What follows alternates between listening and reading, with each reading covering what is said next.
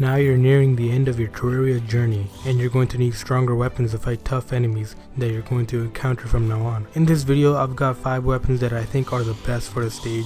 For this top 5, I'm including only weapons from Betsy, Martian Madness, and the Empress of Light. Also, for every weapon, I've rated them by crowd control and DPS against bosses, and I've tested the DPS on single and multiple dummies. So without further ado, let's begin. First, we have the Eventide. The Eventide is a bow that fires 5 rainbow lances that can pierce 4 times. It's a phenomenal weapon for both crowd control and even single targets like bosses. The Eventide has a 1 in 4 chance to drop from the Empress of Light. What I think is the best about this weapon is that it is very accurate and it can be effective in crowd control and boss fights. The Eventide is great for events like the Old One's Army and the Martian Madness. I would definitely recommend getting the Eventide if you're a ranger.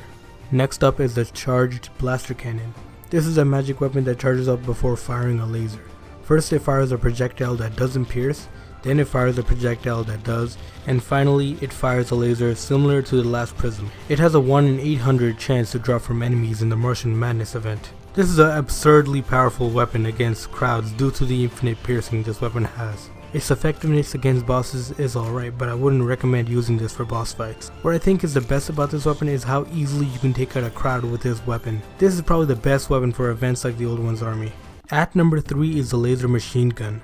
This is another magic weapon that rapidly fires a laser that accelerates as you keep firing. It has a 1 in 6 chance to drop from the Martian saucer during the Martian Madness event. This is a weapon that's ideal for bosses due to its very high DPS. It can shred the health of bosses in minutes. Although it does really poor in terms of crowd control, its primary function is single target DPS, in which the laser machine gun excels at. Regardless of its high DPS, the laser machine gun eats through your mana. So if you are going to use this weapon, I suggest you have a mana flower and a load of mana potions. What I think is the best about this weapon is how easily you can kill bosses with it. I would highly recommend using this if you're a mage and if you're going to fight Betsy. Coming in at number 2 is the Betsy's Wrath.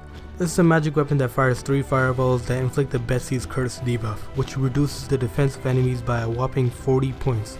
It has a 1 in 4 chance to be dropped by Betsy during the Old One's Army event. This weapon is the perfect support weapon. Its effectiveness against bosses is in the form of lowering the defense of enemies, which includes bosses, and allowing them to take more damage from your other weapons. It still does pretty well against crowds, but I think this weapon is just perfect for support. What I think is the best about this weapon is that it makes the boss fight shorter with just a single hit. It just takes 1 hit to inflict the Betsy's Curse debuff, so I would recommend anyone to get this weapon, as it would make your boss fights much easier.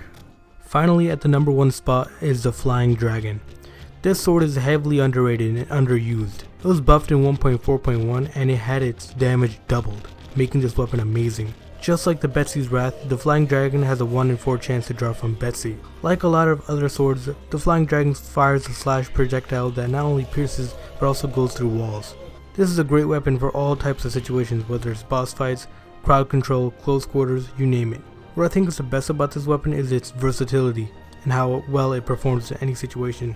I think that the Flying Dragon should be used a lot more, and I think it's a great weapon that I think anyone should get.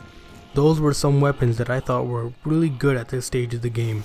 Tell me what you thought of this list and leave some feedback, as that would help me out a ton. If you want to see more content like this, then please subscribe to the channel and like the video. I hope this video helped out, and I will see you guys next time.